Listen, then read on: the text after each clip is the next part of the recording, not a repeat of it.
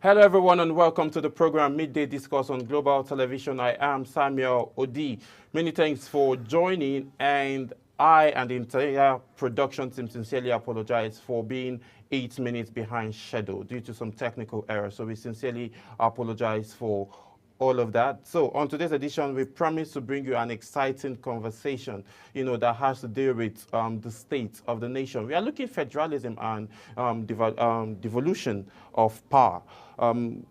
We all know it's no longer news that on the 1st October 1960, Nigeria gained independence. And then fast forward 6 years down the line, we began our journey of federalism.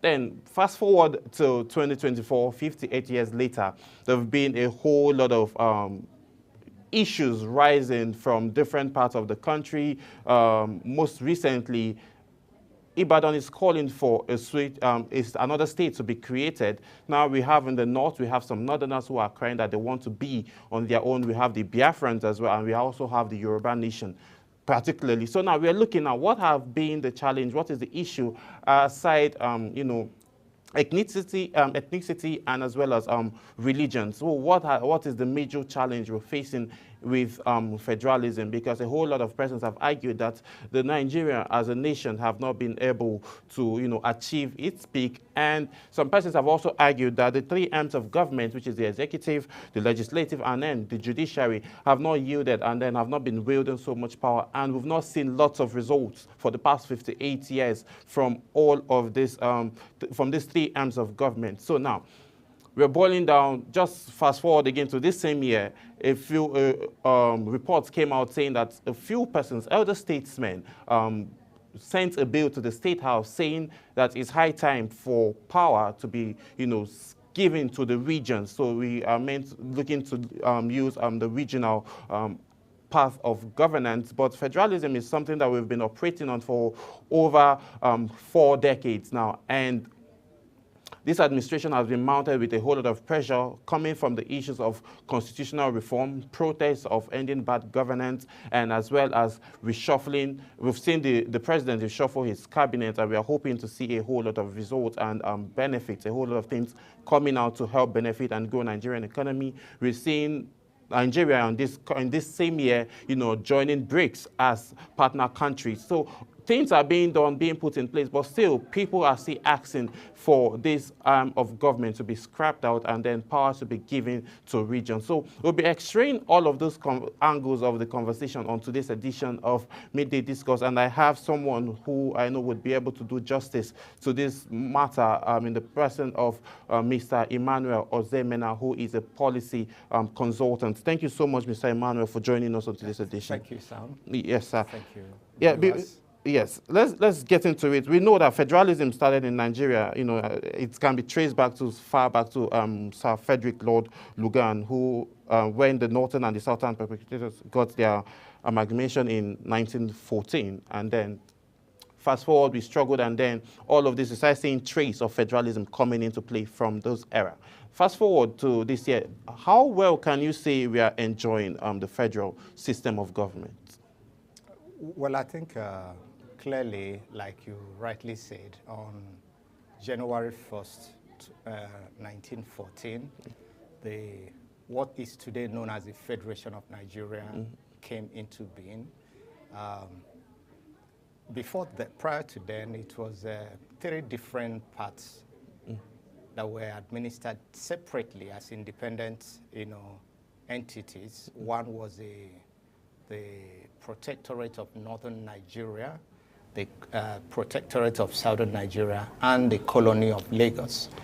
So each time people from the Southwest, for instance, say, oh, Lagos is part of the Southwest. Yes. I'm sure it's also not having a good sense of history, because what was amalgamated on the 1st of January was 3 different parts of Nigeria.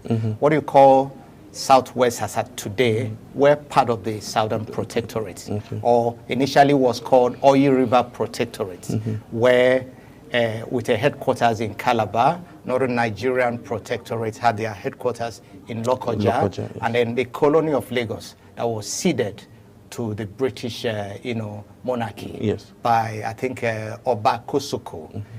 So it's all, so on that day, you could say Nigeria Federation began as part of one of the protectorate, one of the colonies of the British Empire.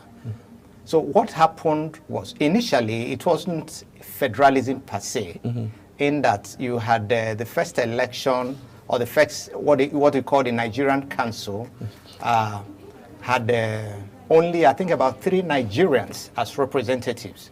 You had a representative from Lagos and representative from Calabar. Not until 1922, when it was now expanded. That was when nationalists like the late Herbert Macaulay yes.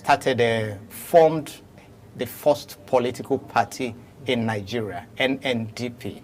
So what has happened over time is some sort of a political evolution. But not until 1937, where did we adopt a proper federal system of government. Mind you, Britain, United Kingdom, is actually a central, is a unitary government.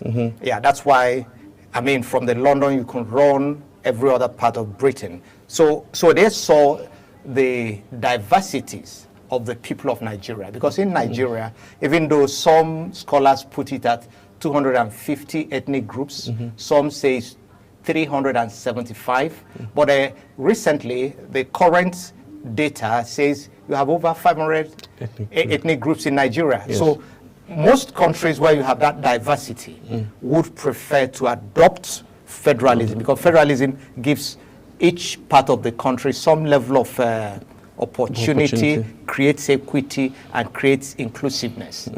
So that's actually when the federal system of government was adopted in Nigeria. At that time, what happened, what you called Southern Nigeria now became the Eastern Province, Western Province, as well as the Northern Province. That's actually when, I think that was under Atto Richards. Yes. It's the Richards Constitution that gave us that, that's what you could call proper federalism. Yeah, so that's more like, because in the US and Germany, we get to see them using federalism and call some parts of the states provinces, which has been working well for them. But let's look at what's happening in Nigeria now. Why do you think Biafrans are calling for them to be alone, and then the Yoruba nation as well? Do you think that federalism has not really, had its mark in this part of the countries? Well, agitations are common in most countries of the world. I mean, in Spain, Barcelonians are agitating. Yes. Go back to the history of Spain. Spain used to be 2 separate countries.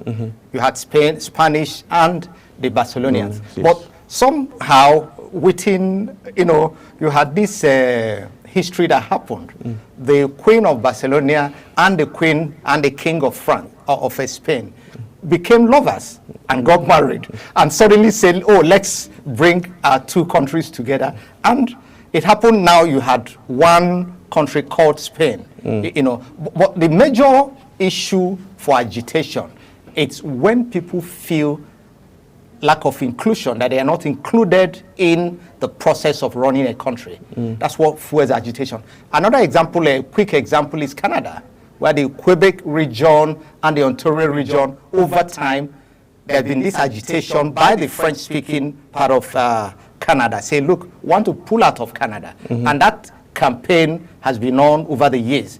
But what the Canadian government has done over the years, is to try to come up with policies that would promote inclusiveness, that will promote equity, that will ensure that you have a one united country. Even in France, you have another set of people also asking for agitation. So sometimes when this narrative is usually created that is only in developing countries that you have agitations, I mean, that's not true. But again, there are also some countries that were separate at independence who took a decision to come together. A quick example is Tanzania. Yes. You have the Tanganyika region and the Zanzibar region asking to come together to form one Tanzania when they had independence in the 60s. So, but what has happened over time, for instance, at the moment, in CAF, the Zanzibar region, comes to CAF as an independent part of Tanzania, because they have their national football team registered with CAF. So the question to ask is, this is Tanzania that were separate during the colonial period, but at independent Julius Nyerere on one side and the leaders of the Zanzibar region say, look, let's come together. Zanzibar is just an island, you know, outside of Tanzania. But they felt, look, if we build a coalition and form a country, that may help us. And they had done that over time, but recently there have been some level of agitation where Zanzibar is trying to, you know, carve a need or separate from the bigger Tanzania. Another example, just our next door neighbor in Gambia, where you had Senegal, where you have Gambia. At a point in time, they say, look, most of our cultures fit together. Why don't we think about building a union? In fact, for some few years, they tried a union called Senegambia. Yes. But incidentally, it couldn't work. And they ended up everybody going back to their separate ways. Both between Zambia and Gambia, they have quite a lot in common. They have, you know, a lot of relationship, both marital relationship, cultural relationship, and what have you. But the key issue in modern states is, first, you must ensure equity, you must ensure inclusiveness, you must ensure that you carry every part of the country along in your policies and processes. You know, so for me, that could be the first factor to look at as fueling the current agitations. You know, we've seen Igbos being included, you know, times and without number, even not being like the head of the nation, but part of governance and all. And again, we've also seen the Yorubas mostly also being part of governance. And now we have a Yoruba man who is currently our president. So does this come as a shocker for you to see that the Yoruba nations are calling for their own states? No, if you go back to, I mean, the history of agitations around by the Yoruba nation groups, it's been there over the years. I mean, if you remember the media space, in fact, it got to a height at a point during the June 12th struggle. You know, if you look at Nadeco struggle and all that. In fact, at that point in time, it looked as if the southwest of Nigeria was not part of Nigeria. But again, you know, the country moved on, found some sort of common grounds, and the issues were resolved. And by 1999, when democracy returned back, or civil rule returned back to Nigeria, we had President Olusegun Obasanjo, who incidentally was a former military head of state, was elected in 1999, and he took office by May 29, 1999, as the president of Federal Republic of Nigeria. So, but again, whether it's OPC agitation, Yoruba nation agitation, it's always been there. So, but the key issue is, I think, if you ask me, what should be the response to all these agitations? Simply, you can kill the agitations with equity. If you have equitable processes, if you have an open process, if you have an inclusive process in the system, and it's obvious, people are likely going to forget about some of these agitations. That's for me, that's the quickest response to any agitation. That's what, if you look at Canada, that's what they have done. Yes. A few days ago, I listened to, I think yesterday, Emmanuel Macron was speaking. He spoke first in English, was talking around that they are going to tighten immigration in Canada over the next 3 years. After speaking in English, he switched over and spoke in French. So what he was trying to do is to demonstrate some sort of inclusion.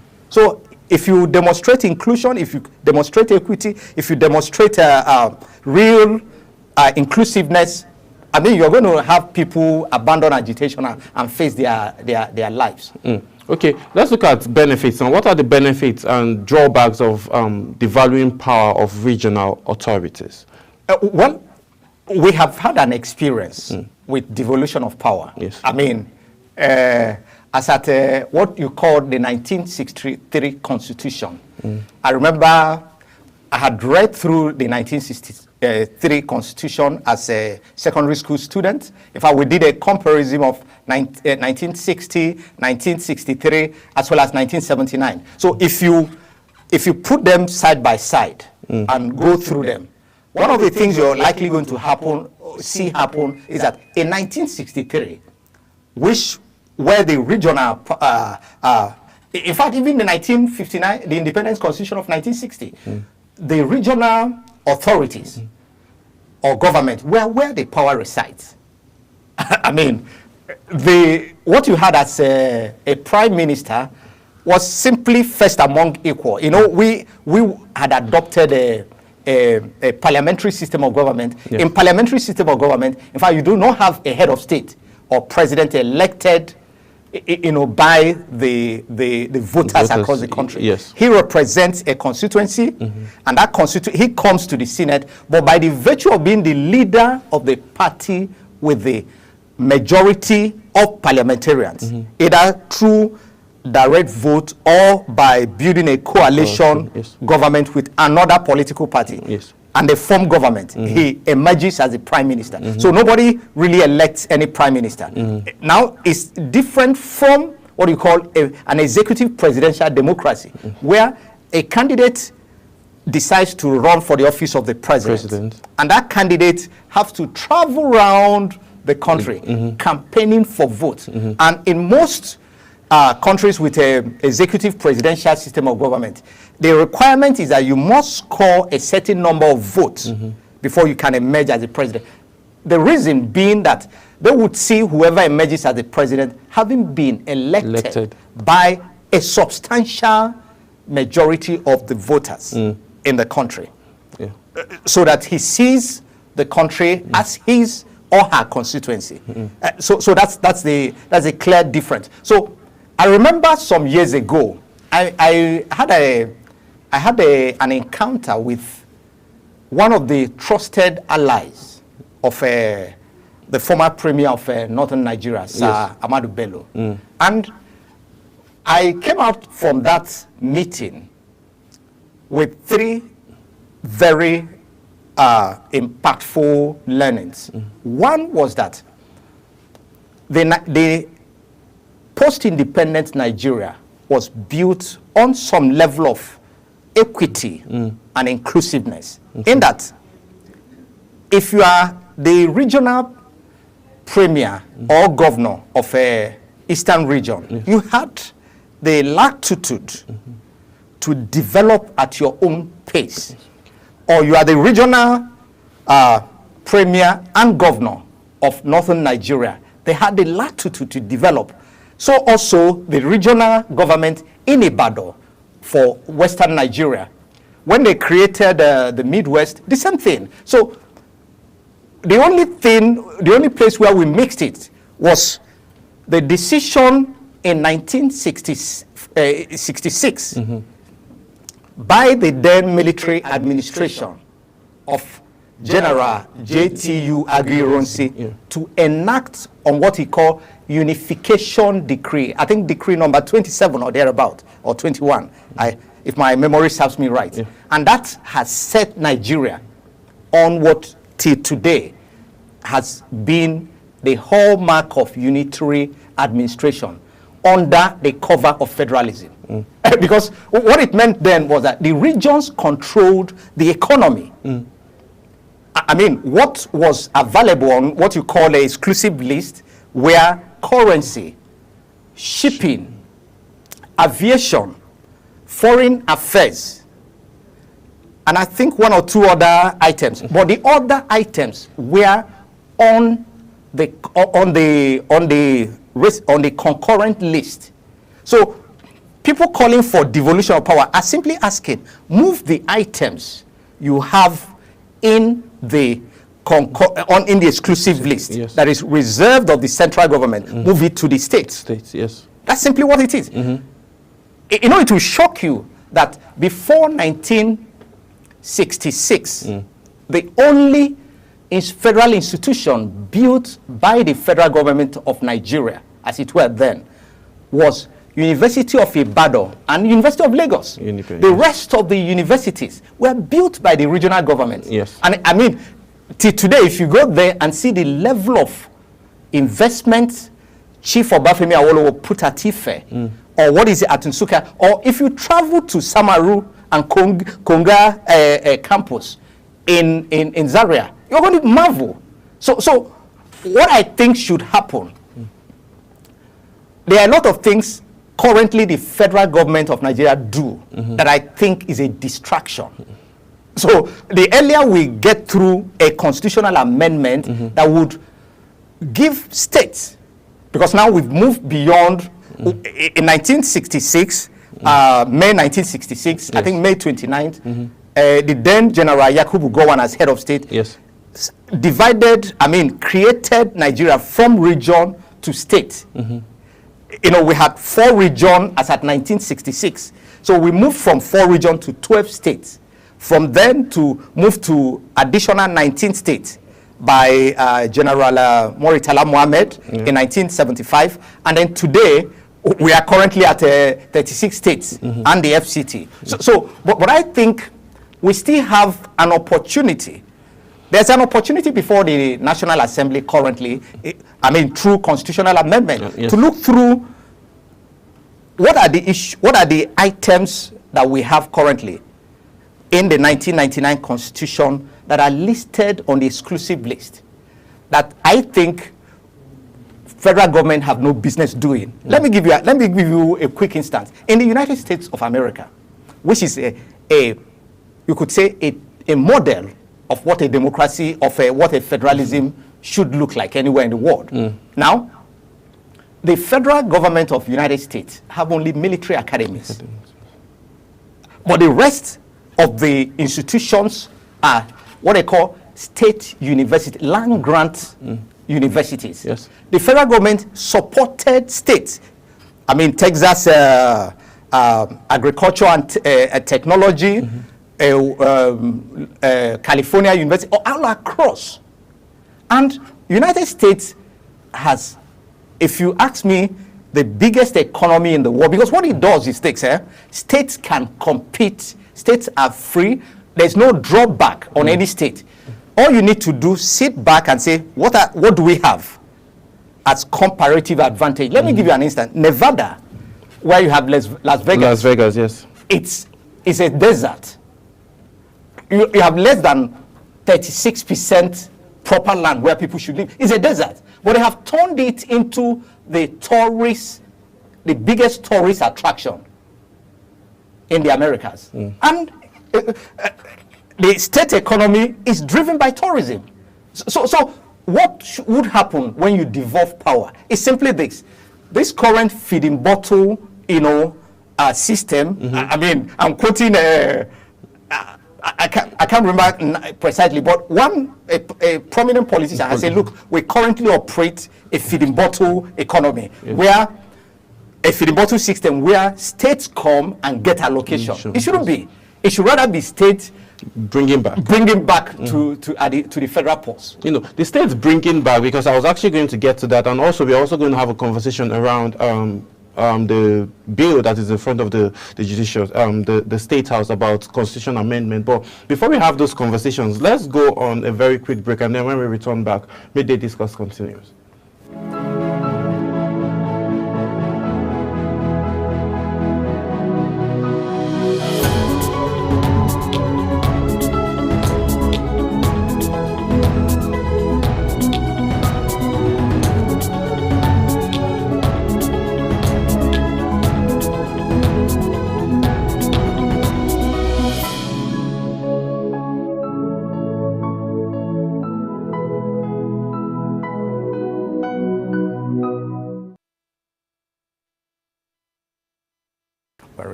Yes, many thanks for staying with us. Before we went on that quick break, we're about to get into the conversation where, you made mention of states bringing back to the federal government. Now, I know in that light, wouldn't that be, taking away a little kind of pressure off the shoulders of the president of the country, looking at the dire situation we are facing now, if this federal system of government gets, get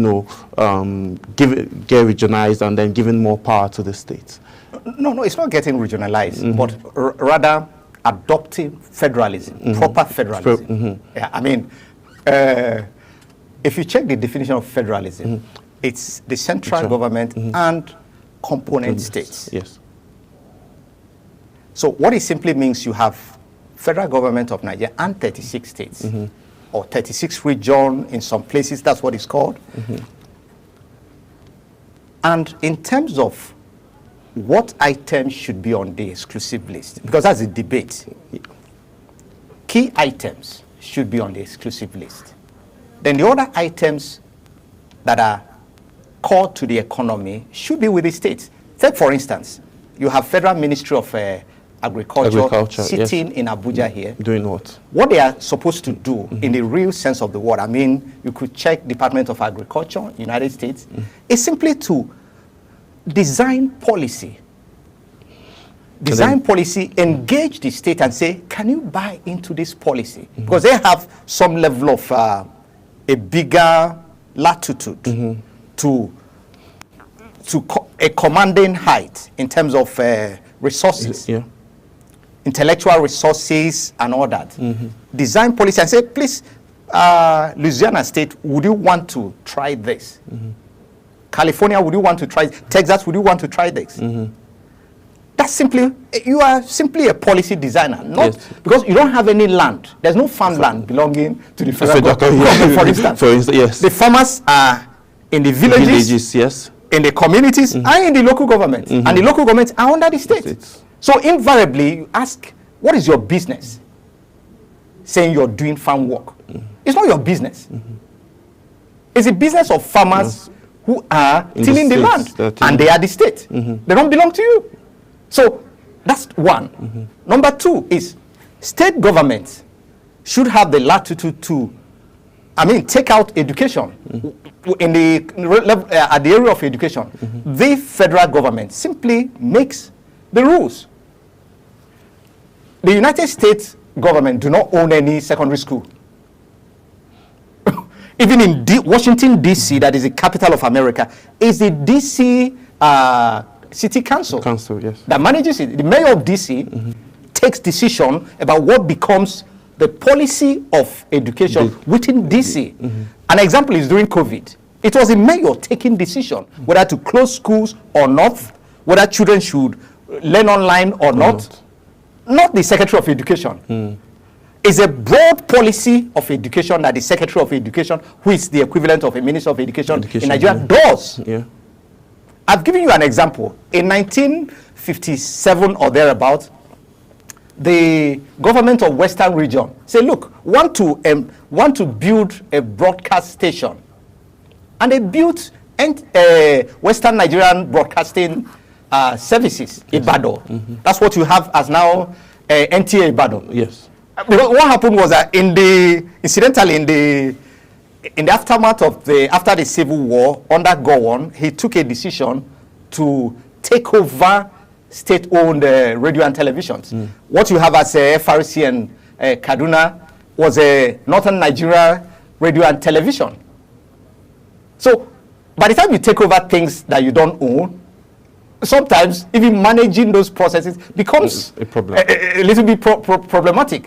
So like in Abuja, for instance, it should be the mayor of Abuja taking decisions for the Federal Capital Territory. Like I said, the Secretary of Education in the U.S., the United States Secretary of Education, do not take decision about schools in Washington, D.C. So, and that's proper federalism. Because federalism sees the component units, the states, playing key role in driving the economy. And that's why in the U.S., governors don't earn the same, because their state budget and economy and resources are not the same. The mayor of New York, for instance, has bigger budget than some states in the United States because of the size of the economy of New York. Yes.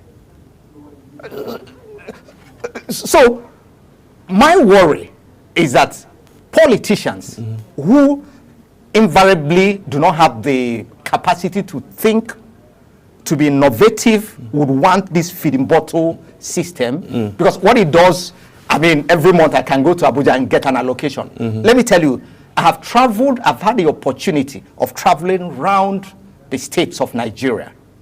I've gone to many communities in the course of my work. One of the things I have seen, look, there's no community in Nigeria where you do not have resources. Yeah.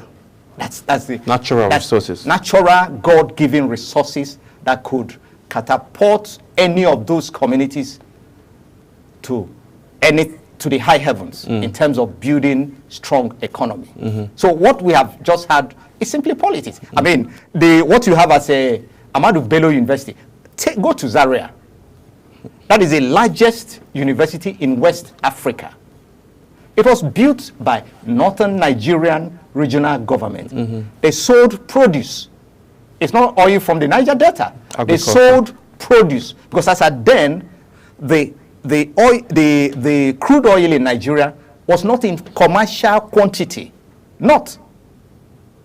The University of Nigeria was built with the earnings from palm oil, from agriculture.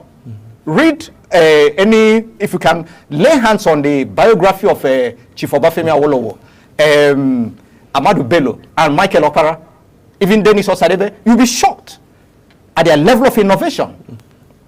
They were rather giving money to the federal, paying money to the federal post from their earnings. So the earlier we return to it, you won't have a Nigeria that is economically viable. Okay. If we're looking at all of these angles now, that means there's just so much that is expected from the states rather than, you know, the federal level. That's if we tend to go back to the proper angles of federalism. But let's look at these angles now. What are going to be the implications of devaluation of the national policy and standards if it does happen? Come again. Okay, let's look at what are the implications of devaluation of the national policy and standards if it does happen. Because looking at all of this now, there are just many. I think Nigeria, they took a wrong turn, probably policies and then politicians took a wrong turn, given the fact that, you know, the University ABU Zaria, which is one of the prestigious universities that we have, even the University of Nsukka, Enugu, Nigeria, we've had a whole lot of top graduates, and these schools are being held with top prestigiousness. So how can we go back to this form of governance where the state and then individuals get to remit to the federal government? No, it's simply very, very simple to do. You get a Revenue Mobilization and Physical Allocation Commission, sit down. Currently, the federal government takes the lion's share in terms of revenue allocation. Yes. Look through it and say, states, well, we are restructuring the system. From now on, maybe mining, this sector, this other sector, go to you. We are no longer going to get involved, whether it's licensing, but we would, as a federal government, create the level playing field, a broad policy formulation or framework that guides operations in these systems. And then, I mean, every state knows you bring in from what you earn. Yeah, because not every state, for instance, in the 60s or in the First Republic, Western Nigerian government started independence in 1952, started free education in 1962. Eastern Nigerian government had independence, I think, sometime in 1956, and it didn't last more than one term, not even one academic calendar. And they said we won't be able to afford it. In Northern Nigerian, Northern region, they had free education. Meanwhile, at the level of education, for instance, in Northern Nigeria, they have what they call middle school. Pupils spend more time in primary school than they spend in southern Nigeria. Yeah. So each region looks at what is it, in this case it should be state, what are the things that are key to our needs, to our development, to our environment. And you look at those things and think through how to harness it. But we must have a more elevated recruitment process for the political leadership. Because I'm not sure, if you look around the current political leadership at the states, that not all of them are capable of managing this sort of processes. Because the leaders you had then, if you look at M.I. Opara, I think he became the premier in his 30s. He was a young man, a young medical doctor who had an early start. The Prime Minister, Tafawa Balewa, for instance, who was a deputy leader of Northern People's Congress, was in his early 50s, was less than 50, as at the time he became the Prime Minister. So what we need to do is to have leaders. The leadership recruitment should be rigorous, such that you have people who have the best of interest of the citizens at heart emerge. Okay, talking about good, having the citizens at heart. You know, during the protests that we witnessed in August, one of the things that the protesters agitated for was a reform of, or some persons call it reform, some persons asked for a scrap of the 1999 Constitution, which states from the beginning, you know, there are different analysts, public affairs analysts have argued separately, saying that the Constitution says, we the people of Nigeria. People have argued that there is no statement like we the people of Nigeria. So, you know, what do you think? What's your take on the constitutional reform? Speaking to the Constitution, yes. I was around in 1999, yes. or in 1998-99, when that Constitution was drafted. I remember engaging a couple of, top-level people who were part of the drafting and all that. The 1999 Constitution, you know, each time people say it's a military constitution, I laugh. Yes. I laugh in the sense that even though the Armed Forces Ruling Council, AFRC, may have approved that constitution under the former head of state, General Absalami Abubakar. But it was largely a work done by Nigerians, civilians. Okay. They had, the former head of state, General Sani Abacha, had set up the Constitutional Conference that sat between 1994 and 1995. So they came up with recommendations. So their recommendations formed, you remember, the draft constitution of General Abacha. Yes. So what he did was, he put it out, but he couldn't conclude that process. Then by the time General Absalami Abubakar took over, he put it out for debate. And they set up a committee. They called it Constitution Drafting Coordinating Committee, headed by a Nigerian lawyer. His name is Chief Thompson Onomibo Opoko. Incidentally, last week was his birthday. He's 92 years old today. He was a coordinating committee chairperson, because then he was the president of the Nigerian Bar Association. Yes. Yeah.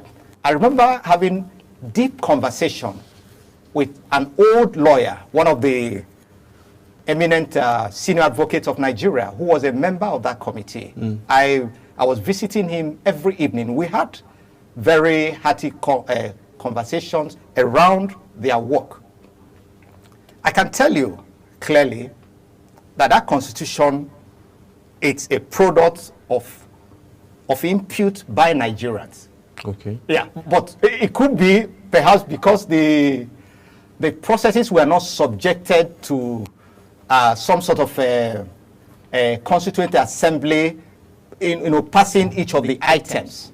So everybody will assume it's a constitution drafted by the then Armed Forces Ruling Council. That's not true. Because, if you check in the media, the evidence are there.